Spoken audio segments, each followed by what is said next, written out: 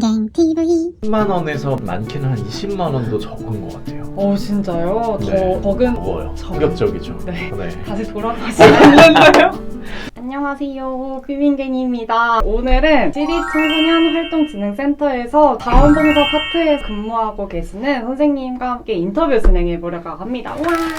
많은 분들이 질문해주셔서 오늘 하나하나 궁금한 거 다 푸시고 가도록 하겠습니다. 선생님 간단하게 소개 한 번만 해주시면 감사하겠습니다. 네, 안녕하세요. 저는 서울특별시립청소년활동진흥센터에서 청소년 지도사로 근무를 하고 있고요. 저도 전공은 사회복지를 했습니다. 그래서 사회복지 기관에 근무를 하다가 지금은 청소년 지도사 2급 자격증을 해서 진흥센터에서 근무를 하고 있고요. 카테고리 특성이 사회복지사 인터뷰인데 청소년 지도사로 인터뷰를 하게 돼가지고 또 되게 감회가 새롭고 제가 아는 부분이 많지는 않은데 아는 선에서 정보를 공유해드리도록 하겠습니다. 근무하고 계시는 곳 어떤 곳인지 얘기해 주시면 감사할 것 같습니다. 진흥센터가 하는 일을 설명을 해드리면 지역 안에 있는 청소년 수련관이나 청소년 문화의 집, 수련원 이런 기관들을 지원하는 센터다라고 생각을 해주시면 될 것 같아요. 지도자 교육이라던가 안전교육 같은 것들도 진행을 하고요. 청소년에 관련된 정책 연구, 포럼 이런 연구 사업들도 진행을 하고요. 청소년 의회나 어린이 청소년 참여위원회 같은 참여할 수 있는 기구들이 운영되기도 합니다. 직접 서비스보다는 간접 서비스라고 생각하는 게 맞는 거죠. 그쵸. 직접 모집해서 하는 사업은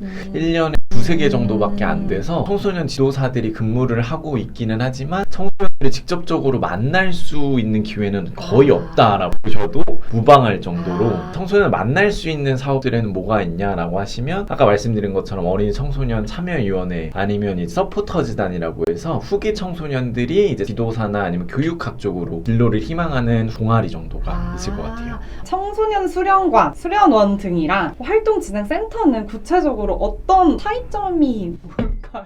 가장 크게 나눌 수 있는 건 청소년 문화의 집, 수련원, 청소년 수련관 있을 것 같아요. 네네. 청소년 문화의 집 같은 경우에는 학생들이 즐겨 할 수 있는 동아리 프로그램 위주로 운영이 된다라고 생각을 하시면 될 것 같아요. 센터는 그것보다는 조금 규모가 커진다라고 생각을 하시면 될 것 같아요. 방과후 아카데미라던가 체험할 수 있는 프로그램 조금 더 체계적으로 구성이 되어 있고 수련원 같은 경우에는 1박 2일, 2박 3일 형식으로 운영이 되는 숙박시설을 포함하고 있는 들을 수련원이라고 보시면 될 것 같아요. 근무하고 있는 이런 곳 아니면 다양한 청소년 시설 같은 데 취업하고 싶으시면 어느 사이트를 보고 들어가는 게 좋을까요? 사이트는 꽤 세 가지 말씀드릴 수 있는데요. 네네. 우선 제가 서울에서 근무를 하고 있기 때문에 서울 기준으로 말씀을 드리면 서울시 청소년 수련시설협회 서울 관련된 청소년 지도사를 채용하는 구직 공고가 다 올라오고 한국청소년 수련시설협회도 따로 있어서 전국 단위에서는 그 홈페이지를 보시면 될 것 같아요. 그리고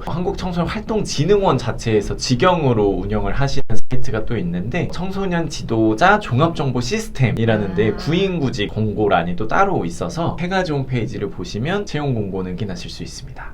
이 링크는 제가 아래 하단에 남겨놓을게요. 혹시나 궁금하신 부분 있으시면 댓글 남겨놓으시면 답변 드리도록 할게요. 취업을 하실 때 첫 직장을 계약직부터 해도 괜찮은지에 대해서 물어보셨어요. 어떻게 생각하시나요, 선생님? 네. 사실상 경력이 없으시면 정규직 채용은 거의 안 된다라고 보시면 될 것 같아요. 왜냐면 배치 지도사라는 것들이 계약직으로만 뽑는 자리가 센터마다 있기 때문에 계약직으로 경력이 없는 분들은 배치 지도사나 육아휴직 대체직으로 업무를 많이 시작하시는 것 같고 거기에서 이제 쌓으신 경력을 토대로 정규직에 응시를 해서 이직을 하시거나 아니면 계약직에서 일하시던 기간에서 정규직 전환이 되시는 경우가 많은 것 같아요. 근데 이제 정규직 채용 공고를 보시면 경력이 없으면 지원이 안 된다라는 기간은 없어요. 청소년 지도사 2급 이상이면 채용을 하겠다 이런 식으로 공고는 많이 나요. 대부분 경력이 있는 선생님들도 많이 지원을 하시다 보니까 경력이 없는 분들보다는 경험도 있으시다 보니까 그런 분들 위주로 채용이 되기 때문에 이제 계약직부터 시작하셔서 경력을 조금 쌓으시는 게 취업에 좋지 않을까 생각합니다. 네, 조금 예민하실 수도 있는 질문이지만 가장 많은 분들이 질문을 하시는 거죠.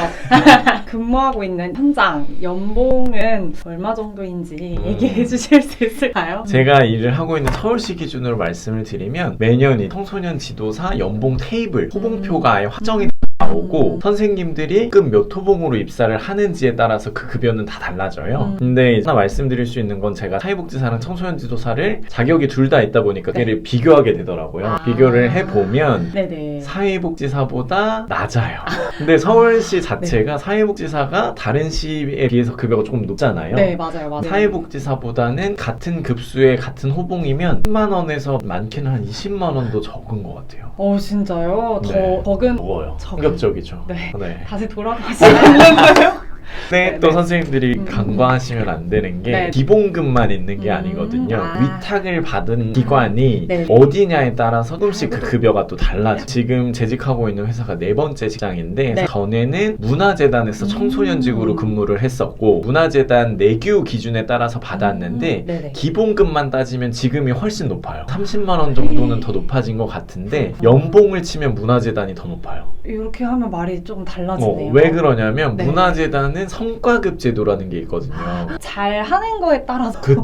돈을 받는 거는 진짜로 기업 같은 느낌이네요. 맞아요. 1급을 받으신 분들은 기본급의 200%까지도 받으시고요. 야근을 많이 할 수밖에 없지 않아요? 사실. 근데 제가 다녔던 문화재단의 특성일 수도 있는데 되게 깐깐하게 그걸 평가를 해요. 선임만 나를 평가를 하는 게 아니라 저도 선임을 평가하고요. 같은 급수를 제외하고는 위아래를 다 평가해요.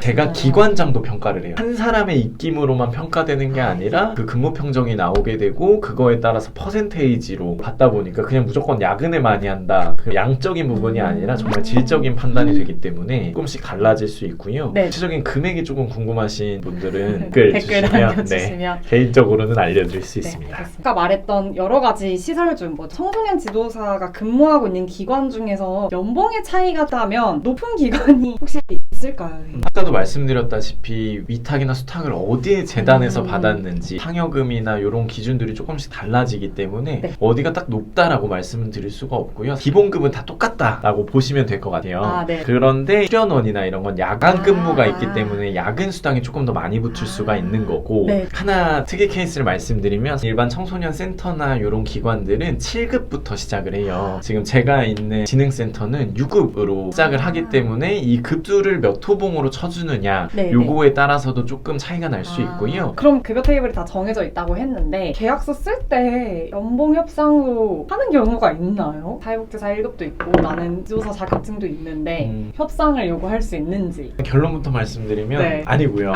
네. 못 아까 하는군요. 말씀드린 것처럼 아예 몇 하에 몇 월 정도의 급여는 이 정도다. 아예 딱 나라에서 정해주는 가이드라인이 있기 때문에 네. 가이드라인을 따라야 하는데 호봉을 산정하실 때 내가 이런 경력인데 이거 청소년으로 관련해서 일을 한 거다. 그러니까 이건 100% 반영이 돼야 된다. 라는 거 정도는 협의하실 수는 있을 것 같아요. 지금 말씀드리는 이 기준은 공공기관 기준이라고 이해를 해주시면 될 것 같아요. 그러니까 시립, 구립 이렇게 나라에서 세워진 기관들 기준이고요. 네. 청소년 지도사를 사기업에서 채용하는 경우도 있거든요. 그런 기관일 경우에는 이 연봉 협상이 충분히 가능하죠. 그런 것도 가능할 수 있는. 그렇죠. 이제 기관? 아쿠아리움이거나 아이들이 많이 찾아오는 그런 운영 시설을 하고 있는 경우에는 연봉 협상이 어느 정도 가능할 것 같습니다. 또 차이가 이렇게 네, 있다는 그쵸, 거 네. 참고해 주시면 될 것 같습니다. 야근을 많이 하는 편인지 그래서 야근 수당을 받는지 인정을 해주는지도 좀 궁금합니다. 네, 우선은 지금 제가 재직 중인 회사 기준으로 말씀드리면 야근 수당도 그 몇 급 몇 호봉이냐에 따라서 퍼센트로 계산이 되기 때문에 그렇구나. 본인의 경력 근무 수에 따라서 1시간을 일해도 누구는 10,000원 정도를 받아가시기도 하고 뭐 정말 경력이 많으신 분 1시간만 일해도 3만원, 4만원을 받으시기도 해요. 야근은 당연히 한 만큼 받을 수 있고요.